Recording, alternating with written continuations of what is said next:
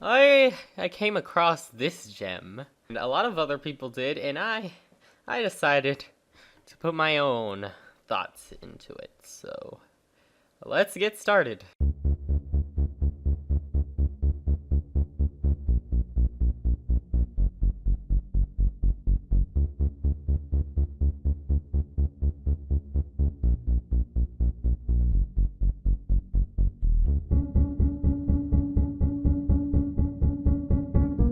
Yeah, no, BuzzFeed cannot be beaten in its cancer level.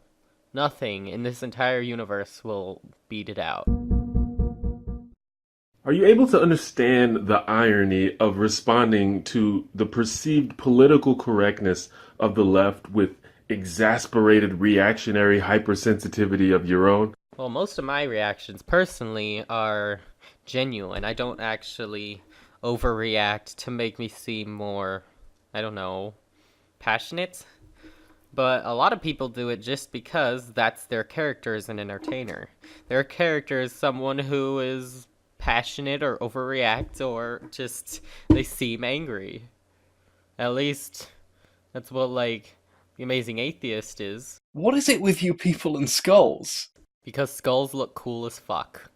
How do you define right-wing? Anti-SJWs often have an aversion to being labelled as right-wing, yet they regularly defend the right and bash the left. Therefore, why is being labelled right-wing a bad thing to you? And if it's because right-wing is used as a pejorative, can you not see how labelling people as SJWs or regressives is also pejorative? Because in general, at least a lot of the creators that I know aren't actually right-wing. I personally agree with the left on a lot of stuff. On most stuff, actually. I do agree with the right on some things, but overall I agree with the left on stuff like gay marriage and trans rights and shit like that. And if you're asking why we call you SJWs and, like, I don't know, regressive stuff like that, it's because you in general have opinions that are very similar to people who are SJWs and regressives and Black Lives Matter and feminism and all these horrible shit. Rather than telling people you disagree with to drink bleach, wouldn't it be more productive for you to have an actual conversation about the issues you feel matter? Or is it just easier to do the bleach thing? They're not being serious, they're being trolls, and you should think of them as a troll. You claim to be proponents of rational, logical, evidence-based argumentation. That's great. That's entirely laudable. But when I look at your online activity, when I look at, I don't know, for example, your Twitter feed, that's often not what I see. How do you reconcile this claim to be evidence-based and rational and logical against stuff like, oh, I was just trolling you, oh, I was just shitposting, or TLDR? If you expect someone's entire, like, online activity to be simply rational based and logical, then that would be very boring. At least me, 90% of my stuff is either A, shitposting, or B, has nothing to do with, like, SJW stuff. So, yeah. I would be very bored if all I was doing was making, like, rational arguments all the time. Sometimes I just gotta, like, kick back and shitpost a little, troll a little, have a little fun. No, seriously? What is it with you people and skulls? They're fucking awesome. I mean, look at this shit. Look at it. Are you aware that the ridiculous buzzwords you helped to popularize, like SJW and cuck and regressive, have all lost whatever meaning they once had, and only serve now as catch-all insults and pejoratives to derail any meaningful conversation? Whenever they use these types of words, they're not actually trying to make a logical argument. If someone's trying to make a logical argument, they're going to avoid these words as much as possible, because everyone already knows that they derail a conversation. If, like, whenever I personally just use these words, it's normally just to see someone's jimmies get rustled. And it normally works. Oh, and by the way, just in case you didn't know, cuck is used by the alt-right, and a lot of people who consider themselves to be against social justice and all this stuff tend to despise the alt-right. At least I personally do, and a lot of my online friends personally do. For the last time, what is it with you people and committing actual literal felonies? Like, you might want to work on that? I mean, I thought the Ralph retort was so rational when he was fantasizing about beating up women with dyed hair, but then he assaulted a police officer, and finally I was convinced. Yeah, the Ralph retort is pretty much universally known for being a piece of shit. So, yeah. In videos and in the comment sections, anti-feminists often take up the most extreme or the weakest feminist position they can find, or they just straight up misrepresent what the feminist position is. Instead, why not take up the strongest, most robust feminist argument you can find and really challenge yourself? Me and many other people have gone against many different feminist positions, and I guess you could call this challenging ourselves. I don't know, but yeah, most people don't just go against one straw man. I am deeply concerned with male addiction rates, suicide rates, and abuse rates, because I have worked with these issues in the quote-unquote real world. Would you be willing as anti-feminists to put aside your differences with feminists for the greater good of addressing these issues, especially as the kind of solutions needed are not necessarily gendered? And if so, I would actually like you to let me know, because I'm not fucking around or presenting any gotchas here. I actually really think that we could get something done if we work together. So, yeah. I would be 100% willing to team up with feminists and actually fight issues that exist. The problem is that whenever I've actually reached out my hand and tried to, they normally call me a dirty misogynistic pig for not wanting to identify as a feminist because of the fact that I don't like political labels in general. And then they normally end up blocking me on Twitter or whatever respective social media platform I'm talking with them on. So, if there is an actual feminist who's willing to fight these actual issues, I would be 100% willing to help you. What is third wave feminism?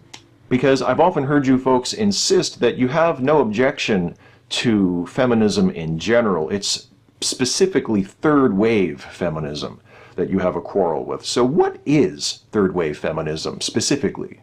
And what specifically about third wave feminism do you have such a problem with? Oh, fuck it, Steve Shives! I personally see third wave feminism as the whole authoritarian, I ran out of issues to fight against type of feminism. And again, the problem that I have with it is, of course, it's authoritarianism, and the fact that a lot of the people are literally digging for the bottom of the barrel to find issues. Like, watch fucking Onision feminism video or fucking BuzzFeed video, and you'll see my point. Why is it that this feminist represents all feminists, but this men's rights activist doesn't represent all men's rights activists? Whoa, wait!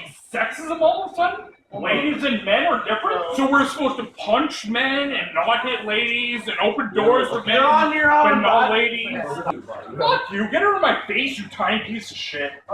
Well, first of all, I just want to say that Trigglypuff is the most amazing living straw man I've ever seen. And it continues to make me laugh to this day. That's besides the point. What I'm saying is that we keep seeing feminists like this, where so far we've only seen one crazy men's rights activist, unless you consider MGTOWs men's rights activists, because yeah, MGTOWs are kind of crazy, at least the authoritarian ones. Why am I continually asked to answer for the views of feminists if I agree with feminism's overall aims, but don't agree much with those particular feminists? Does that mean that I can ask you to answer for anybody who labels themselves similarly to you, even if you don't agree much? I personally don't really label myself as anything, simply to avoid this problem. But in general, you don't have to answer for someone else. Most of the time. Unless their opinions or their views are very similar to yours, then you don't really need to answer for them. If SJWs are bad because they spend too much time whining and don't talk about real problems, then why aren't you talking about those problems instead of just whining about the other people over and over and over for literally years? I mean, in the scale of priorities, that's like even lower, right? You know, you've got the real problems, you've got the things that feminists worry about, and then you've got you going, oh, how dare they? Just, how dare they have different priorities from me? Why can't they do what I do? Whine about whining forever for a living. That's healthy. Have you seen the Amazing Atheist's charity for women that he did? And that he actually got berated by feminists because they thought of it as an attack on Anita Sarkeesian? Yeah, he did more to help women who are actually in need of help than Anita Sarkeesian did in her entire time of calling herself a feminist. Why don't you seem as concerned with actual feminist theory in academia as you are with wrecking people for views? Because the feminism of academia holds no real value in the real world. Because all it really represents is academia. What most of the people in the real world who call themselves a feminist, what most of the people believe is this BuzzFeed and Onision and all these fucktards.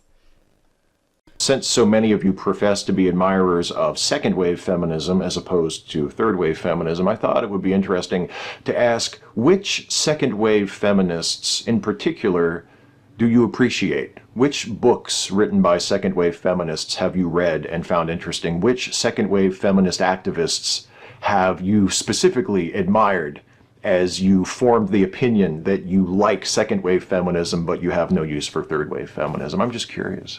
I personally admire Christina Haas Summers. I think that most of her work is pretty good. You do understand that reading the title of a book or an article or watching the first 15 seconds of a video is not going to give you a deep, nuanced understanding of what that book or article or video is about, right? That being said, how can you expect to understand or critique feminist sources if you don't even attempt to understand what they're trying to say? Whoa, what the fuck are you wearing? I'm just curious. But, to answer your question, most of the time if I'm actually trying to, like, I don't know, debunk something, I watch the entire video or read the entire article, because obviously you can't debunk just a part of something unless you agree with the rest of it and you say that you agree with the rest of it. Why is trying and failing to debunk a study into sexual assault the #1 priority for a rational thinker now? Does it maybe say something about your priorities? Does it maybe? Nah, it's fine, it's the feminazis, we have to stop them. They're taking away our video games. Look, Anita, I'm sorry, but I can't, we can't actually destroy video games. That doesn't make any sense. What study are you talking about? Because that would be really helpful to try and answer this question.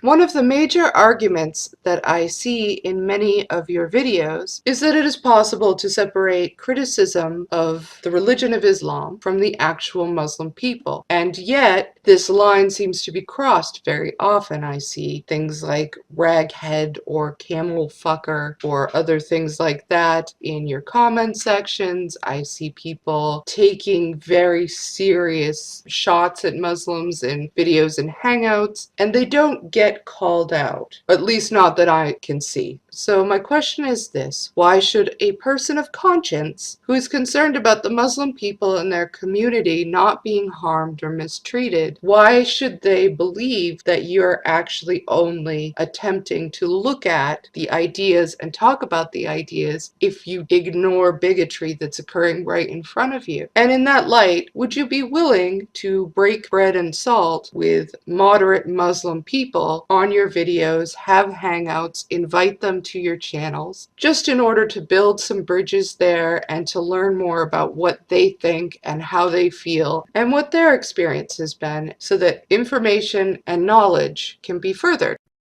I know that a lot of times this does happen, and I personally am against this. I don't think we should criticize all people in a religion, but at the same time, you can't be like, there are always going to be extremists in every group. But yeah, I personally am friends with some Muslims in real life. You know, I happen to be an atheist, and we do disagree on that thing, the whole thing, but, you know, we still can be friends. Do you deny that systemic racism against black people is like a thing in general? If so, what? Okay, just step over, just cover your ears for a second and let the smart people talk. If not, why is it so much more important to you to demonize groups like Black Lives Matter than to actually use your platforms to discuss actual solutions to issues surrounding race and racism? Systemic racism is not a thing. Society is not inherently racist. Okay, now that I got that out of the way, the reason people are against, like, Black Lives Matter is because it's a terrorist organization. Not because we don't like the problems that it's fighting. Like, yeah, Black Lives Matter does fight a lot of non-issues. Like, overall, the reason blacks are killed more is because they commit more crime. And then they ignore actual issues like the black-on-black crime rate. If you've ever discussed or done a video about black-on-black crime, when are you going to do a video about white-on-white crime and what we, as white people, can do to solve the problems in our community? A lot of people, including myself, do talk about white-on-white crime. But the reason we talk about black-on-black crime so much is because it happens disproportionately. Why is a literal teenager's different definition of racism from you so horrifying that you all have to go, no! No, we have to stop him! We've got to debunk him now! Ah! Because this teenager happens to also be discrediting basically every trans person in existence because of their retardation. Or did you get the idea that racism was a self-applied identity? And if the only true racists are the racists who self-identify as racists, how can we ever expect to make any social progress to reduce racism? Or did I just answer my own question? Most people try to not be racist. Most people don't view their own race as superior to other races. Except, of course, Black Lives Matter. But that's besides the point. The only people who are actually racist are the people who know and believe that their race is superior to other races. You often say that you are for equality of opportunity, but if people of color, for instance, have to overcome barriers whites do not, such as discrimination and unequal treatment, as are well documented in various studies, then how can the current situation be thought of as equal opportunity in any real way? And why do you consider it racist to discuss these issues? Most people aren't advocating to take down some barriers to help people of color actually get to these places where they have the opportunity to be just as successful as anyone else. The problem is when people advocate for quotas, that so many black people need to be hired into this company, so many women need to be hired into this company, so many gay people need to be hired in this company, etc. Do you understand basic English syntax? Like, if I say this cat is pretty, I don't mean that all other cats aren't pretty. Like, do you really not get why saying all lives matter in response to Black Lives Matter is not only racially insensitive, but just patently ridiculous? People don't disagree with the statement that Black Lives Matter. People disagree with the movement. The movement happens to be a terrorist organization. Isn't it offensive to men to assume that a man could only ever want equality for women, and therefore be comfortable with feminism as a whole in order to get laid, and that reduces us to beasts? If that was the case, wouldn't I attempt to get laid from my views instead of not ever trying that? Most people who say this are, trolls. Trolls. No, but seriously. Don't ever take someone seriously if they say this. If you say you're an egalitarian, will you call out the man-hating slurs that you see coming from people within your community? People who use terms like cuck, beta male, faggot, or mangina? All of these things basically distill men down into thinking that the most important thing about them is to be having sex with a woman. That's rather offensive. So what are you doing to stop this kind of behavior in your community?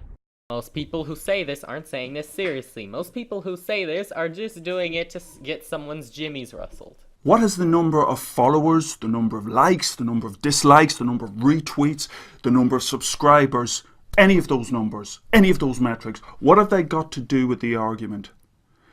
Deepak Chopra, for example, a man who trots out an endless stream of pseudoscientific quantum woo bollocks, has nearly 3 million followers. So what? Those people follow him because he tells them what they want to hear. Why even mention the number of followers you have? What difference does it make? 99.99999% of people don't think that the number of followers mean a better argument. Why is it that you go on and fucking on about safe spaces and trigger warnings and delicate little flowers, but continue to hide behind your cartoon avatars and your childish pseudonyms, and whenever anyone calls you out on your sexist, racist, homophobic, bigoted rhetoric, you become the argument of your own scorn and are hashtag triggered, as they say? Most people like to stay anonymous on the internet, including myself, because it's just generally better than having everyone know your real name. Although I personally wouldn't really care that much if someone on the internet that I knew happened to know my real name, but yeah. And as for the whole hashtag triggered thing, most people don't actually get triggered, I guess you could say, if someone criticizes them or their argument. The main people who I see this happen to are feminists who automatically go to sexism, racism whenever they get criticized. Are you willing to publicly acknowledge and admonish the massive amount of hatred, bullying, harassment, and intimidation that a lot of your fans infringe upon people? And I don't mean these tiny disclaimers that you put under the description fold or flash for 2 seconds at the beginning of the video that you know nobody reads. I mean a public and ongoing anti-bullying stance. Or do you kind of like watching your fans go around harassing people and calling them slurs and telling them to kill themselves? You kind of like it, don't you? I mean, if that's your thing, and I guess that's just what you're into, just makes you a dick. Most YouTubers I know are vehemently against this. And they've said it multiple times, and they've clearly stated that they are against, I don't know, bullying or harassment of the YouTuber they're responding to. But most people ignore this because humans have free will, and they're allowed to do whatever they want no matter what someone tells them to. Why do you find it so hard to believe that feminists are being harassed online? Because they say this, and then it ends up that they just got mad because somebody called them a mean word that they don't like. Do you understand the key importance of reproducibility and repeatability in scientific research? that simply going to Google Scholar, doing a 30-second search for keywords and pulling out the first paper you find that backs up your stance is not a particularly credible way to do research. That you have to have a much broader overview to read the material, to follow the citations through, to look at the broad brush approach to a particular problem. You do realise that you're as much of a social justice warrior as those you critique. It's just that you espouse a different form of social justice, a rather less considerate, rather less forgiving, rather less kind form of social justice. I personally like to research topics, and a lot of people like to research topics. Like, we've seen time and time again that feminists and social justice warriors keep bringing up shit like the wage gap, which has been debunked thousands of times, or the pink tax, which Shoe on Head did a lovely video on that I will leave in the description. And yeah, now, if you're wondering why people don't put a ton of analytical data in their videos, it's because it's not very entertaining to the viewer a lot of times. Like, this is why people get mad whenever Teal Deer or someone like that said basically that there wasn't enough analytical data on videos. Sometimes people are just tired and they're awake at 12 in the morning and they just want to watch a bearing go at it at someone. If you identify as an egalitarian, then I'm interested in your take on the usefulness of the concept of the original position as laid out by John Rawls in his theory of justice. It's good, I guess. As a supporter, as a proponent of freedom of speech, why do you want to quash academic freedom? If you're not familiar with the concept of academic freedom, it's worth, in the UK at least, looking up the 1988 Education Reform Act and seeing what that says about the rights of academics to put across unpopular opinions. We're huge advocates of academic freedom. In fact, you'll see that most of the time the social justice types are the one trying to squash academic freedom. You can just look at, like, all the Black Lives Matter supporters who shut down Milo Yiannopoulos at an event at DePaul University. And all the triggered feminists, basically, that were basically trying to shut down any conservative or non-left opinions. Which, I'm personally not really a conservative, but I don't think they should be silenced just because they disagree with me. Why are you so obsessed with Anita Sarkeesian? Because she's a scam artist. Do you really think you can spend your entire life in a perpetual state of emotional immaturity? Do you actually imagine that you will be able to perpetuate your adolescence for your entire Wait, didn't somebody else ask this one? Wait, I gotta... Ah, fuck. That was funny. I gotta admit that did get a chuckle out of me. So, we have, I don't know. They didn't do a question count for me. Most of the time, they have the amount of questions that it is in the title. These people were lazy fucks. But yeah, I tried to answer these and not just be, like, snarky about it. I'm trying to give actual, genuine answers, because a lot of these people seem to be like they're asking genuine questions who want genuine answers. So I'm gonna give them genuine answers.